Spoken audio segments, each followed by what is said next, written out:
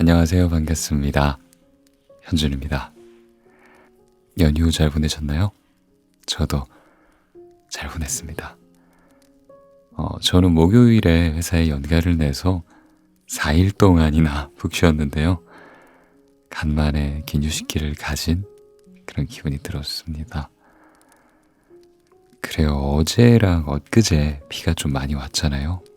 그래서 집에만 있었는데 좀 몸이 찌뿌둥하더라고요. 그래서 오늘 좀 밖을 걸었습니다. 오랜만에 걸으니까 좋더라고요. 진짜 역시 사람은 좀 걸어야 하나 봅니다. 그쵸? 오늘 밤은 잠이 좀 잘 올 것 같아요. 해도 밝고 그랬으니까. 저는 걷는 게 어떻게 보면 습관이 돼서 안 걸으면 좀 몸이 찌뿌둥한 그런 상태가 된 게 아닌가 하는 생각이 들었습니다. 여러분은 혹시 습관적으로 하는 행동이 있으신가요? 누군가 저에게 너의 좋은 습관 3가지 그리고 나쁜 습관 3가지를 말해봐 라고 한다면 저는 아마 이렇게 말할 것 같습니다. 일단 내 좋은 습관 3가지 먼저 이야기해 볼게. 내가 생각하는 좋은 습관이야. 하루에 무조건 만보는 걷는 거. 그리고 자기 전에 차분하게 명상을 한 10분 정도? 10분 이상 하는 것. 그리고 마지막 3번째는 내 기분이 비록 좋지 않은 상태일지라도 누군가에게 최대한 친절하게 이야기하려고 노력하는 거. 그게 내가 생각하는 좋은 습관 3가지인 것 같아. 그리고 나의 나쁜 습관 3가지를 꼽아보자면 이 나쁜 습관을 떠올린다는 게 쉽지는 않지만 그래도 굳이 꼽아보자면 첫 번째는 좀 깊은 고민 없이 즉흥적으로 행동할 때가 많다는 것. 그게 나의 나쁜 습관인 것 같아. 예를 하나 들면 뭔가를 갑자기 충동적으로 사고 싶어졌을 때 앞뒤 생각 안 하고 그냥 살 때가 많아. 그렇게 사고 나서 별로 쓰지 않아서 중고로 되게 싼 값에 헐값에 팔았던 경우가 많은 것 같아. 그럴 때마다 내 자신이 좀 한심하더라고. 왜 사가지고 필요도 없는 거 왜 충동적으로 구매해서 이렇게 손해를 보니 답답한 친구야 라는 생각을 되게 많이 했던 것 같아. 두 번째 나의 나쁜 습관은 이거야. 컴퓨터나 TV를 볼 때 자세가 금방 망가지는 거.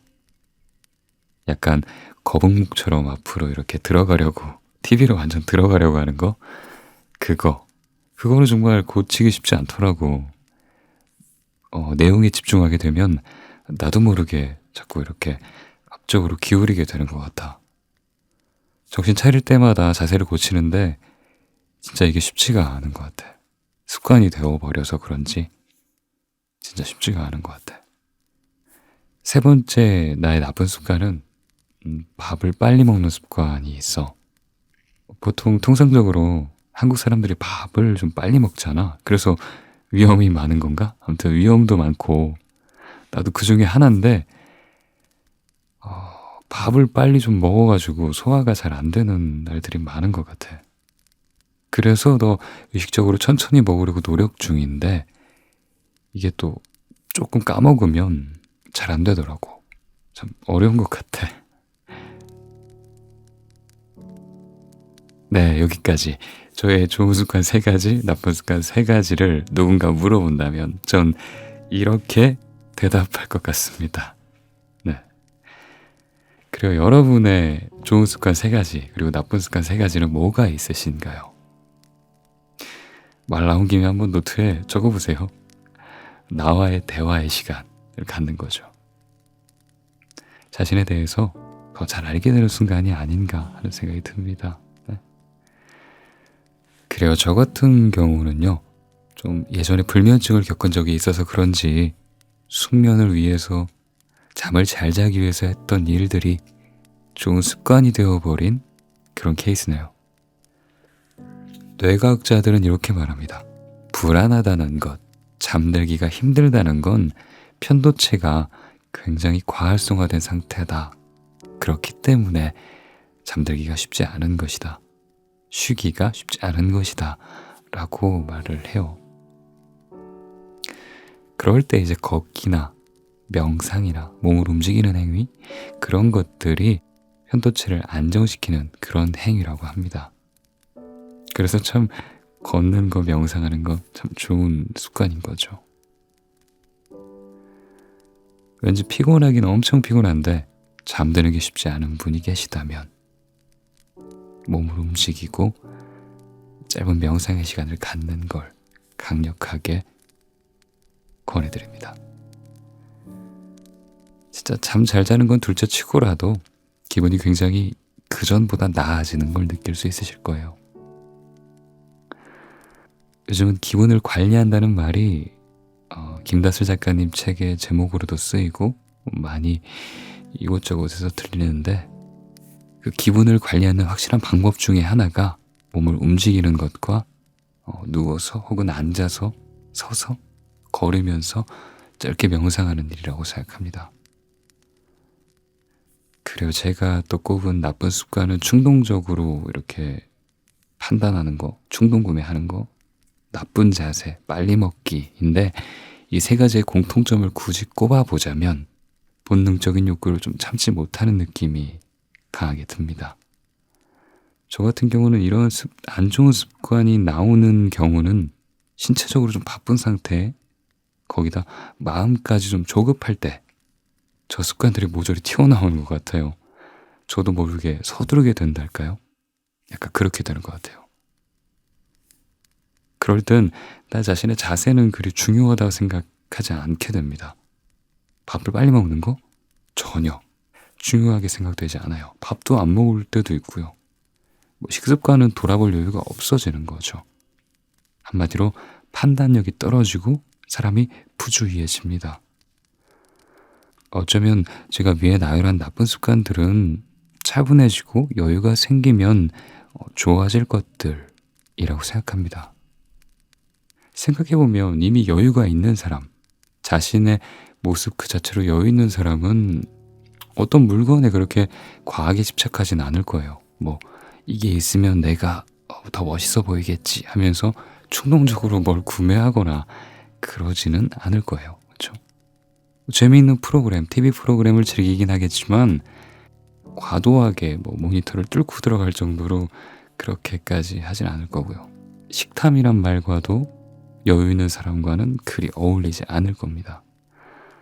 어쩌면 저는 그런 나쁜 습관들을 조금이나마 잡고 싶고 차분해지고 싶고 좀 여유로운 사람이 되고 싶은 마음에 저의 습관들을, 좋은 습관이라고 제가 칭했던 것들을 놓지 못하고 있는 건 아닌가 하는 생각이 듭니다. 그래서 습관이 된 지금은 조금 더 나아졌다는 생각은 들긴 들어요. 잠은 이제 잘 자고 그래도 나 스스로가 조금은 안정됐다 하는 생각은 조금 듭니다. 조금. 그렇습니다.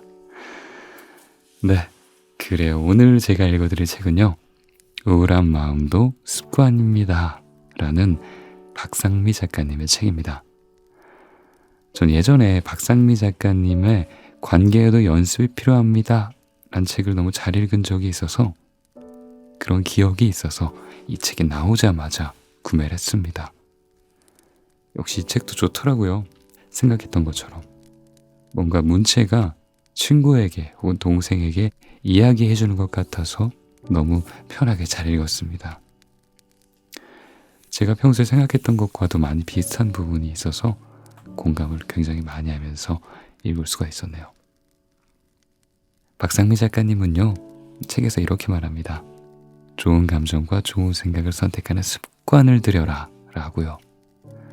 어떤 상황이 벌어졌을 때 거기서 떠오르는 감정이나 생각을 본능 그대로 받아들이면서 살면 불행과 우울에 빠질 수 있다 라고 말하면서요. 이를테면 짜증나는 순간이나 질투가 나는 순간, 화가 나는 순간을 마주할 때마다, 그때마다 그 감정들에 압도돼서 짜증을 내고 또 질투를 하고 화를 낸다면 삶이 늘 불행할 거라고 이야기하는 거죠. 짜증을 불러일으키는 자극이 나에게 왔을 때 바로 짜증이란 반응을 내보이는 게 아니라 그 자극과 반응 사이에 공간이 있고 거기서 더 나은 반응을 꺼내자고 그렇게 권유합니다. 그리고 그 좋은 생각을 하는 것은 습관으로 만들 수 있다고 말하죠. 그건 아마도 부정적인 감정을 일으키는 모든 상황에 적용 가능할 겁니다. 이를테면 분노를 일으키는 상황, 질투를 느끼게 하는 상황, 공포를 느끼게 하는 상황, 불안을 느끼게 하는 상황. 모든 감정들이 올라오는 상황에서 그 상황에 대한 생각을 내가 바꿀 수 있을 겁니다. 우리는요, 압도적으로 불안해지는 상황에서도 침착함을 유지하는 사람을 보면 굉장히 저 사람 대단하다, 배짱 있다 라고 생각하는 경향이 있어요. 그렇죠? 뭔가 우리와는 다르다 라고 생각을 합니다. 저 사람 대단하다. 그렇죠? 근데 어쩌면요, 그 사람도 속으로는 불안감을 느끼고 있을지 모릅니다. 하지만 그 불안한 상황에서 긴장된다 라는 생각 대신에 설렌다 라는 생각을 하고 있을지도 몰라요. 그거를 습관화시켰을지도 몰라요. 그렇죠? 제가 이번 주 목요일에 올려드렸던 책이죠. 요리 메타를 위한 심리 습관에서 나오는 그 말처럼요. 저는 스티븐 코비의 성공하는 사람들의 7가지 습관이란 책에서 자극과 반응의 공간이 있다라는 명제를 처음 봤습니다. 그때 저는 제 고정관념이 깨지는 경험을 했어요. 짜증나는 상황에서 짜증을 안 낼 수 있다고? 불안을 주는 상황에서 침착함을 선택할 수 있다고? 자극과 반응 사이에 생각할 수 있는 공간이 있다고? 하면서 좀 놀란 경험이 있어요. 나는 그런 생각 한 번도 해본 적이 없는데 그런 게 된다고 하니까요. 우리가 몸에서 느껴지는 감정을 선택하는 건 어려울지 몰라도 우리의 생각은 우리가 조금 조절할 수 있습니다. 생각을 달리할 수는 있어요. 근데 생각을 바꾸려면 좀 알아야 합니다. 알면 좀 달라질 수 있어요. 그래서 아는 게 힘이다 라는 말이 있는 거겠죠. 그래요. 그런 의미에서 이 책은 우리를 우울하게 만드는 자극이 넘쳐나는 그 세상에서 당연히 우울해져야 하는 그런 반응 대신에 다른 긍정적인 반응들을 할 수 있도록 우리에게 여러 가지 지식들 그리고 방법들을 알려줍니다. 그리고 그것들을 습관으로 만들 수 있도록 우리를 긍정적인 말로 지지해주고요. 이 책이 그래요. 되게 따뜻한 언어로 쓰여져 있어요. 그래서 뭔가 이렇게 토닥토닥 받는 느낌이 전 들었어요. 그래요. 물론 부정적인 생각들이 들 때 그 생각을 하지 않고 보다 긍정적인 생각들을 많이 하는 패턴으로 나의 생각 패턴을 많이 바꾼다고 해도 나의 그 감정이, 기분이 확 나아지는 건 아닐 겁니다. 전부 다 나아지는 건 아닐 거예요. 그런데 그런 좋은 생각을 하는 습관을 들이면 짜증이 날 때 짜증이 압도돼서 하루의 기분을 다 망치고 화에 압도돼서 다른 중요한 일을 못하게 되는 그런 상황은 예전보다 훨씬 덜 일어날 겁니다. 이건 진짜 그럴 거예요. 삶을 살아가는데 그건 굉장히 큰 도움이 될 겁니다. 거기에 더해서 평소에 가벼운 운동을 하고 또 내면을 바라보는 가벼운 명상을 즐기는 사람이 된다면 더 차분하고 더 여유로운 사람이 될 수 있을 거예요. 차분하고 여유로운 사람은요, 똑같은 스트레스 상황에서 받는 압박감이 훨씬 더 적을 거예요. 저는 그렇게 생각합니다. 그래요. 우울과 무력감이 반복되는 삶 속에서 탈출구를 찾고 있는 당신을 위한 심리치유소. 우울한 마음도 습관입니다. 읽어드리겠습니다. 같이 한번 들어보는 시간 가졌으면 좋겠습니다. 부정적 자동사고에서 벗어나는 연습. 인간의 뇌는 부정적인 감정과 부정적인 기억을 어떻게 받아들이고 있을까요? 좋은 감정이나 나쁜 감정은 각각 뇌에 기록되는 경로가 다릅니다. 좋은 감정은 보상 회로를 통해 저장되고 나쁜 감정은 공포 회로를 통해 기록됩니다. 그런데 뇌는 부정적인 감정과 기억을 훨씬 더 오래 저장합니다. 기쁘고 설레는 추억보다 기분 나쁘고 충격적인 추억이 더 오래 각인된다는 말이에요. 왜 그럴까요? 그건요, 뇌가 작동하는 기본 원리가 생존 지향성에 있기 때문입니다. 뇌는 생존에 유리한 방향으로 진화해 왔습니다. 뇌는 신체 감각, 감정, 생각 등의 정보를 일시적인 단기 기억 형태로 받아들입니다. 처음 듣는 전화번호를 기억했다가 전화를 걸 때까지 짧게 기억하는 것이 그런 형태가 단기 기억이죠. 그런데 이 단기 기억이 1년 후나 혹은 10년 후에도 다시 불러낼 수 있는 그런 장기 기억이 되려면 1년의 과정을 거쳐야 합니다. 이때 관여하는 과정 중 하나가 바로 감정입니다. 감정이 강하게 실린 정보는 중요한 정보로 처리되고 오랫동안 저장해야 하는 가치 높은 기억이 되는 거죠. 그 감정이 좋든 혹은 나쁘든 감정이 개입된 기억을 더 많이 저장한다는 거예요. 우리가 비난을 받으면 부정적인 감정이 생겨나는데 이때 해마와 편도체가 활동해서 그 기억을 강화하여 저장합니다. 해마 옆에 있는 아몬드 모양의 편도체는 기억을 감정과 묶어서 장기 기억으로 저장하는 기능을 해요.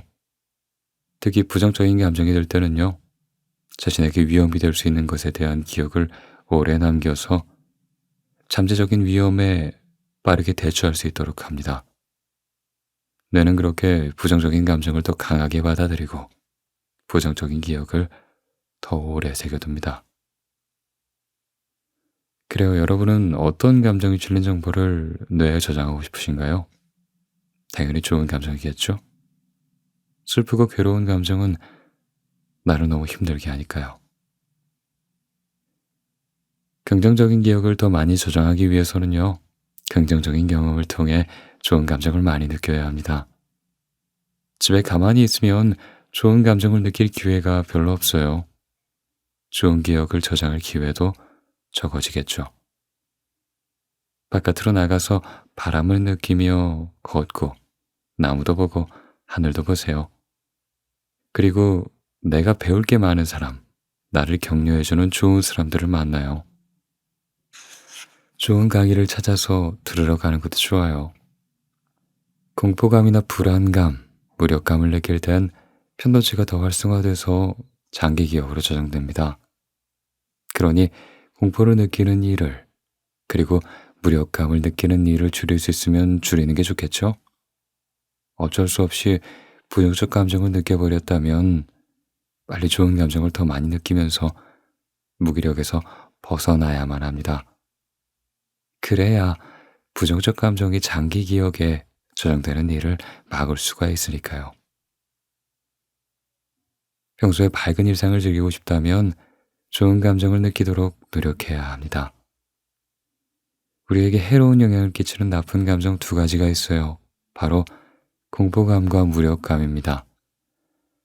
공포감은요, 특정 대상이나 상황에 의해 자기가 죽거나 또 다칠까봐, 그럴까봐 두려워하는 감정을 말해요.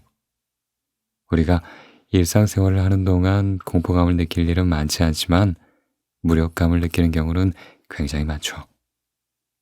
직장에서 과도한 업무에 시달리다가 스트레스가 심해지면 아무것도 하고 싶지 않아 하시거나 일을 잘해내지 못할 것 같은 무력감에 빠질 때가 있습니다. 그런 무력감이란 부정적 감정이 느껴질 땐 일단 무조건 빨리 빠져나와야 돼요. 당연한 말 같지만 그게 가장 효과가 좋은 방법이에요. 부정적 자동사고가 작동할 틈을 주지 말아야 합니다. 그래요, 무력감을 즉각 떨쳐버릴 수 있는 최고의 방법은요, 바로 몸을 움직이는 겁니다. 물론 무력감이 들면 꿈쩍도 하기 싫은 거 너무나 잘 알고 있어요. 아무것도 하고 싶지 않을 거예요. 저도 무기력해지면 누워있고만 싶거든요. 계속 힘들기만 하고 몸에도 마음에도 힘이 하나도 없어지죠. 그런데요, 그럴 때일수록 어떻게든 기를 쓰고 일어나야 합니다. 억지로 몸을 움직여야 해요. 집안 정리를 하든지 산책을 하든지 몸을 움직여줘야 돼요. 왜냐면 운동은 신체뿐만 아니라 뇌와 마음에도 영향을 끼치니까요. 신체 활동성을 높이는 일은 모두 뇌에 도움을 주거든요. 뇌 성장 호르몬, 엔도르핀, 엔케팔린 등을 분비해서 운동 후에도 기분이 좋아지도록 만듭니다. 긍정적인 감정을 느끼게 해주는 거죠. 나를 힘들게 내버려 두지 마세요. 내가 나를 그냥 내버려 두면 몸에 이상 증상이 나타납니다. 가장 먼저 정서적 공감 능력이 고장나요. 정서적 공감 능력은 상대의 감정을 이해하고 그 감정을 느끼는 걸 말합니다. 공감하려면 타인의 말을 잘 듣고 의미를 새기고 기분을 이해할 수 있어야 되는데 공감 능력이 고장나면 그러한 과정들이 다 귀찮아지고 사람이 싫어져요. 거기다가 내 마음에도 공감을 하지 못하게 되면서 자신이 싫어지고 자기 자신을 함부로 대하게 됩니다. 내가 나를 비난하고 또 욕하게 돼요. 무기력함이 자기 비하로 번진다는 말입니다. 타인에 대한 공감 능력이 떨어지면 사람이 싫어진다고 했죠? 이때 가장 크게 피해를 보는 사람은 나와 가장 가까이에 있는 그 가족입니다. 가족이 싫고 귀찮아지고 미워지거든요. 여러분이 가장 먼저 돌봐야 할 사람은 누구인가요? 부모님입니까? 자녀입니까? 아니면 배우자입니까? 아니에요. 바로 나 자신입니다. 내가 무기력해지지 않도록 잘 돌봐야 돼요. 나를 돌보지 않으면 나 자신이 미워집니다. 내가 미워지면 가까이에 있는 가족이 미워지고 회사에서는 직장 동료가 마음에 안 들고 자주 만나는 친구들이 얄미워져요. 내가 나를 돌보고 내가 나를 사랑해주는 것, 이를 자기 자비라고 합니다. 고통스러운 순간에 과도하게 자기를 비난하는 게 아니라 너그럽게 스스로를 이해하고 돌보는 것이에요. 우리는 자비심을 남에게 베풀어야 한다고 알고 있죠? 근데 진짜 자비는요, 남에게 베푸는 게 아니라 나에게 베풀어야 합니다. 그러고 난 후에야 비로소 남에게도 자비를 베풀 수가 있어요. 나를 위로하고 공감해야 합니다. 나에게 친절해야 합니다. 그래야 더 나아지고 싶다는 성장 욕구가 생기고 자존감이 높아져요. 자존감이 높아지면 뇌가 건강해질 거예요. 건강한 뇌는 긍정적인 생각을 하고 작은 불안과 또 걱정을 이겨냅니다. 부정적인 사고에 빠지지 않도록 나를 지켜줄 거예요. 이것이 바로 뇌를 긍정적으로 만드는 훈련입니다. 훈련을 통해 나의 뇌가 긍정적 사고를 하도록 바꿀 수 있습니다. 습관적으로 자기를 비하하는 사람들이 있어요. 저는요, 선배님만큼 절대 못해요. 그럴 능력이 없어요. 전 못생겼어요. 전 제대로 아는 게 없어요. 등의 말을 습관적으로 하죠. 겸손해서 그런가요? 아니요. 그것은 자기 비하, 그 이상도 그 이하도 아닙니다.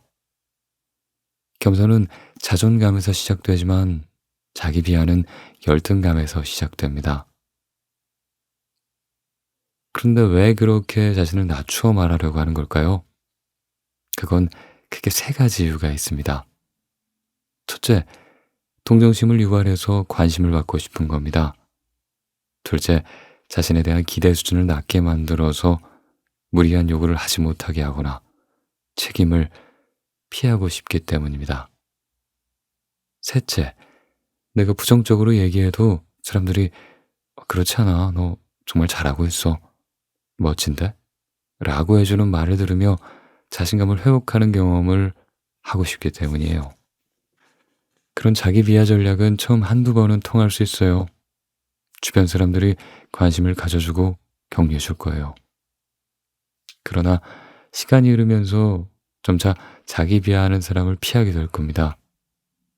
자기 비하 잘하는 사람은 소위 에너지 뱀파이어거든요. 매번 챙겨주느라 내 에너지가 소비되고 늘 부정적인 말만 들으니 우울한 기분이 나에게까지 전염되어 그 사람을 피하고 싶어집니다. 절대로 습관처럼 자기 비하를 하지 마세요. 자기 비난도 하지 마세요. 습관적으로 또 무의식적으로 계속 자신을 비난하는 것에 익숙해져 있는 사람은요, 두 가지 병에 걸립니다. 첫 번째, 남 탓하는 병에 걸립니다. 아, 이렇게 된 건 다 그 사람이 잘못해서 그런 거야. 너 때문에 이렇게 됐어.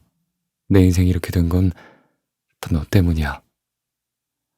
아, 내 팔자야. 내가 결혼을 잘못해서 이렇게 됐네. 이 회사에 들어오고 나서 내 일이 다 꼬였어. 자기 비하를 잘하는 사람은요, 자신의 단점만큼 타인의 단점도 잘 찾아냅니다. 그래서 쉽게 타인을 비난하고 잘못을 떠넘깁니다. 두 번째로 자기 방어하는 병에 걸립니다. 앞에서 공부했듯이 자기 방어란 건 자신을 보호하기 위해 무의식적으로 작동되는 심리 기제를 말합니다. 스스로를 낮게 평가하면서도 한편으론 어떻게든 자신을 방어하기 위해서 변명하는 거죠.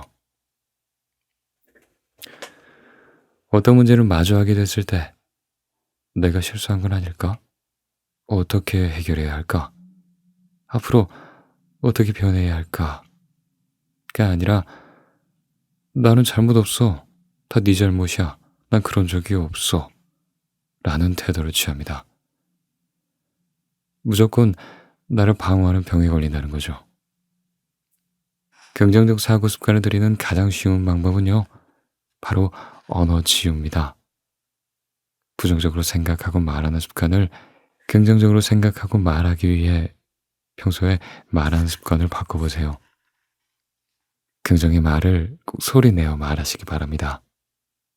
내가 잘하지 않던 말이라면 더더욱 열심히 반복해서 소리내어 말해야 합니다. 그래야 그 말이 나의 말이 되어 내 몸에 달라붙습니다.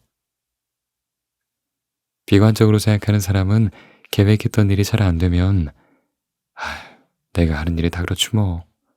정말 되는 일이 하나도 없네. 라고 말합니다. 이제는 내 마음대로 안 풀리는 상황이 와도 긍정적으로 말하는 겁니다. 괜찮아. 나니까 오늘까지 잘 살아온 거야. 다음엔 더 잘할 수 있을 거야. 사람들이 집에서는 말을 훨씬 더 편하게 합니다. 말을 편하게 한다는 건 타인의 시선을 별로 의식하지 않은 채 평소 생각대로 튀어나오는 말을 한다는 뜻입니다. 부모가 에휴, 진짜 뭐 되는 일이 하나 없냐. 짜증나네. 라는 말을 집에서 하고 다니면 아이들은 그 말을 그대로 따라하고 그 감정을 흡수합니다. 아이들이 즉각 반응을 하지 않아서 안 듣는 것 같지만 다 듣고 있을 거예요. 그 순간 그 분위기도 다 기억합니다. 자기 비하하고 자기 비난하는 생각과 습관이 자기도 모르게 몸에 배게 되는 거죠. 집에서도 긍정의 언어를 쓰도록 늘 유의해야 돼요. 긍정의 말이 그냥 말뿐인 것 같지만 사실 그 문장을 읽다 보면 우리의 마음도 움직여서 긍정적인 감정을 느끼게 됩니다. 그렇게 긍정적인 말을 하면 감정과 정보가 함께 편도체에 저장되면서 내 회로가 바뀔 거예요. 나는 쉴 자격이 없어. 더 달려야 돼. 제가 평생 저 자신에게 했던 말입니다. 저는요, 여유를 즐기며 느긋하게 시간을 보내는 걸 잘 못해요. 늘 뭔가를 바쁘게 하고 있습니다. 그런 모습을 본 사람들은 저한테 부지런하고 열심히 산다고 칭찬해 줬어요. 그런데 저는 어느 순간 병들어 있었어요. 늘 내 자신에게 더 공부해야 돼, 더 달려야 돼, 더 열심히 해야 돼, 난 부족해, 난 쉴 자격이 없어 라고 주입했기 때문이죠. 이런 말들은 동기부여를 하는 게 아니라 비난하는 겁니다. 많이 아프고 나서 저는 말을 바꾸기로 결심했어요. 그래, 여기까지 오느라 애썼다. 그동안 정말 얼마나 열심히 살아왔는지 내가 가장 잘 알아. 고마워, 잘하고 있는 거야. 좀만 더 힘내자. 이렇게 말하면 되는 거예요. 더 열심히 하고 싶을 때 자기 비하를 동력으로 삼을 필요가 전혀 없습니다. 스스로 노력하며 이루어가고 있는 과정을 자랑스러워하면 됩니다. 자기 비하, 불안, 비관은 결코 성공의 동력이 될 수 없어요. 해내겠다는 마음과 긍정적인 생각만이 날 성장시킬 수 있습니다. 한때 사람들은요, 행복은 환경이 주는 선물이라 생각했습니다. 다들 그런 줄 알면서 살았어요. 돈이 많으면 행복해지고, 사람들이 날 좋아해주면 행복해지고, 가족이 화목하면 나도 행복하다고 생각했어요. 경험상 그랬던 것 같아요. 그런데 그 행복감은 순간적인 것일 뿐 오래 지속되지는 않았습니다. 돈이 좀 없다고 해서, 누군가 나를 싫어한다고 해서, 가족 중 누가 나에게 상처를 줬다고 해서 바로 불행하다고 생각하면 안 됩니다. 환경이 나에게 행복을 베풀어주는 게 아닙니다. 그래요, 행복은 기쁨의 강도가 아니라 빈도라는 말이 있습니다. 가슴을 두근거리게 하는 대단한 행복감에 한번 압도되는 것보다 소소하지만 잠깐 설레게 하는 작은 행복들을 더 자주 느끼는 게 훨씬 더 좋다는 말입니다. 그러려면 나의 일상을 잘 살펴보고 감사한 일을 찾아보고 작은 행복을 발견할 수 있어야 합니다. 행복한 일들이 도처에 깔려 있는데도 기가 막히게 불행만을 발견해낸 사람이 있죠. 그런 불행 고수와 같이 있으면 나도 힘이 빠지고 부정적인 감정에 전염되고 말아요. 반면 행복은 기쁨의 강도가 아니라 빈도라는 걸 실천하고 있는 사람들도 꽤 많습니다. 그들은 아주 작은 것에도 엄청 크게 기뻐하죠. 그런 사람들과 가까이 지내면서 나도 그런 사람이 되도록 노력해보세요. 그러면요, 긍정적인 사고 습관을 가진 사람들이 내 주변에 많아질 거예요. 기분 좋은 말을 하고 기분 좋은 생각을 하는 사람들이 무리를 이루게 되겠죠. 그러면 세상이 행복천지라는 걸 알게 됩니다. 세상이 긍정천지라는 걸 내 눈이 발견하게 됩니다. 행복한 감정과 부정적인 감정은요, 뇌가 인식하고 느끼는 자극에 달려 있습니다. 환경이 나에게 행복을 주는 게 아니에요.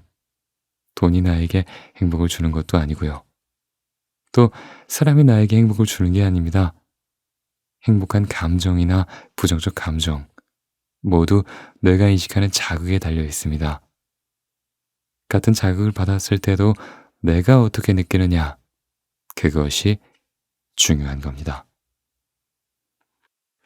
제가 지방에 강의하러 가는 날 비가 올 때가 많았어요.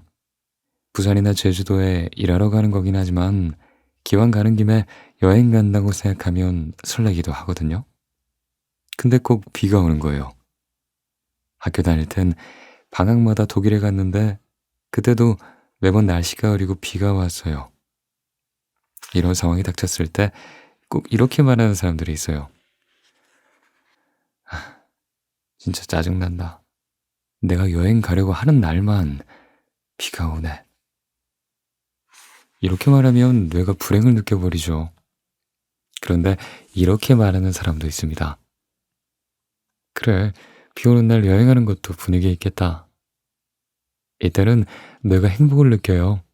뇌는 감정과 함께 기억을 편도체에 저장한다고 앞에서 말씀드렸죠? 행복이든 불행이든 다 저장합니다. 여러분은 뇌에 어떤 감정을 더 많이 저장하고 싶은가요? 어떤 감정을 느끼고 싶은가요? 똑같은 환경에 처해도 내가 다르게 느끼면 행복해집니다. 여행 가는 날 비 온다고 불평하는 게 아니라 비 오는 날 여행의 운치를 느끼면서 흠뻑 감성에 젖어보는 거예요. 불평한다고 비가 그치지 않잖아요. 그러니 다른 자극으로 느끼자는 거죠. 같은 자극이어도 긍정적인 반응을, 좋은 감정을 선택하자는 겁니다. 자극과 반응 사이에는 공간이 있습니다. 자극받은 대로 자동적으로 반응하지 말고 마음의 공간에서 행복을 선택해야 합니다. 자동 반응을 하는 사람들은 이렇게 반응할 거예요. 비가 온다라는 자극이 있었을 때, 아이고, 짜증나. 라는 자동 반응이 나오겠죠. 마음이라는 공간에서 좋은 감정을 선택한 사람은 이러한 과정을 거칠 겁니다. 비가 온다 라는 자극이 왔을 때, 비가 오니까 운치가 있겠는데? 라는 반응이요. 자극을 받고 나서 반응하기 전에 마음의 공간에서 좋은 감정을 선택한 거예요.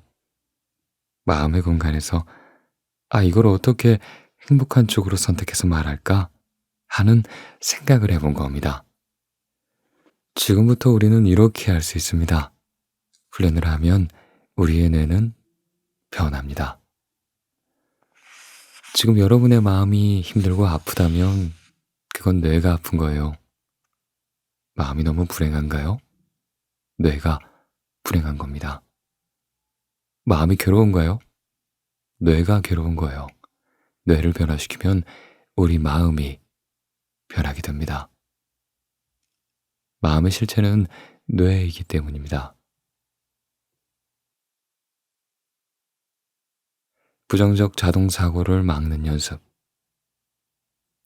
우리 뇌에 긍정의 기억, 긍정의 감정을 자꾸 저장해야 돼요. 그러면 긍정적으로 생각하고 긍정을 발견하고 행복을 발견하는 습관으로가 정착됩니다. 긍정의 말을 하고 행복을 만들기 위한 행동을 실천하면 내 삶이 그렇게 바뀝니다. 런던 대학교 심리학과 연구팀이 사람이 얼마나 같은 행동을 반복해야 무의식적 습관이 만들어지는지 실험을 했는데 평균적으로 21일이 지나면 습관화가 시작되고 66일이 지나면 무의식 영역에 습관이 자리 잡는다고 합니다. 긍정적으로 말하고 생각하는 연습을 3주 동안 매일 한 번이라도 실천해 보세요. 3주가 3번 지나면 이제 무의식 영역으로 자리 잡아서 우리는 자연스럽게 기분 좋은 말을 하고 주변의 사람들에게 좋은 에너지를 전달하는 사람이 될 수 있을 겁니다. 긍정사고 연습을 통해 작은 자극에 행복을 느끼는 뇌로 만들 수 있어요. 자극과 반응 사이에 있는 마음의 공간에서 여러분이 불행을 선택할지, 행복을 선택할지, 긍정을 선택할지, 혹은 부정을 선택할지 결정해야 합니다. 그때 가장 좋은 결정 방법은요, 내 감정에 이름을 붙이는 겁니다. 만약에 누가 저에게 기분 나쁜 말을 했어요. 그래서 기분이 안 좋아졌습니다. 감정이 나빠졌어요. 그럼 대부분의 사람들은 화내거나 짜증내는 반응을 보이겠죠?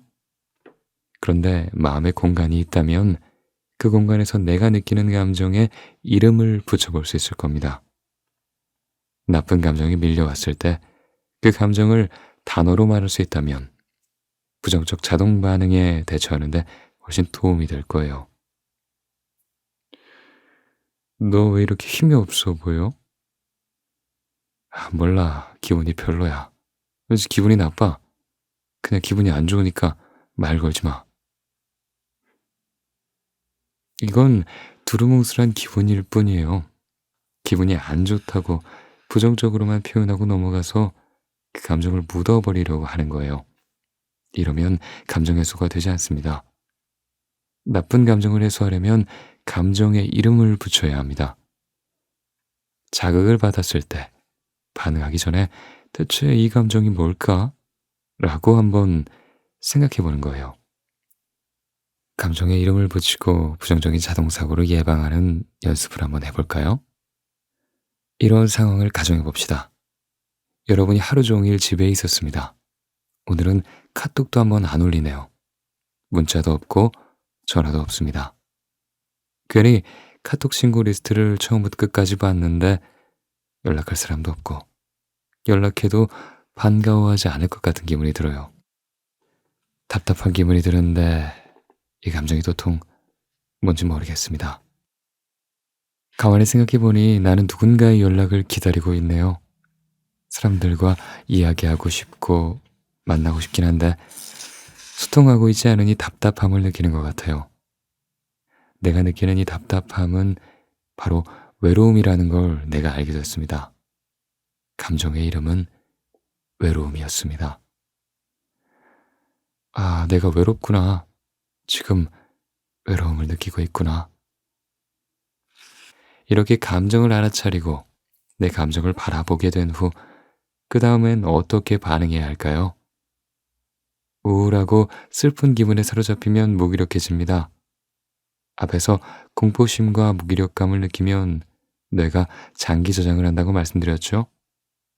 이 무력감이 저장되지 않도록 반응을 바꾸어야 합니다. 무력감을 떨치는 가장 좋은 방법은요, 바로 움직임입니다. 아, 내가 지금 외로움을 느껴서 우울하고 슬픈 기분이 드는 거구나. 우울감이 떨어져 나가려면 뭘 해야 할까? 그래, 일단 집 밖으로 나가자. 동네라도 한 바퀴 돌고 오자. 내가 좋아하는 음악을 들으면서 걸어도 되겠어. 그러고 나선 그동안 못 봤던 드라마를 볼까? 맛있는 거 먹으면서 드라마 보면 좋겠다. 평소에 내가 좋아했던 것들, 즐거워했던 것들을 찾아 나서는 겁니다. 이런 생각이 바로 떠오르지 않는다면 내가 좋아하는 거 리스트를 한번 만들어 보세요. 미리 리스트를 만들어서 잘 보이는 곳에 붙여놓으면 좋습니다. 나를 기분 좋게 만드는 것들을 적어보세요. 소소한 것, 나와 가까이 있는 것, 쉽게 찾을 수 있는 것, 바로 실행할 수 있는 것일수록 좋습니다. 그러면 외로운 생각이 들 때 좀 더 빨리 부정적인 감정에서 벗어날 수 있겠죠. 부정적인 감정에서는 가능하다면 즉각, 되도록 가능한 빨리 벗어나는 게 좋습니다. 그 감정은 늪과 같아서 허우적댈수록, 괴로워할수록 점점 더 깊게 빠져들게 됩니다. 오래 두면 둘수록 빠져나오기가 힘들어져요.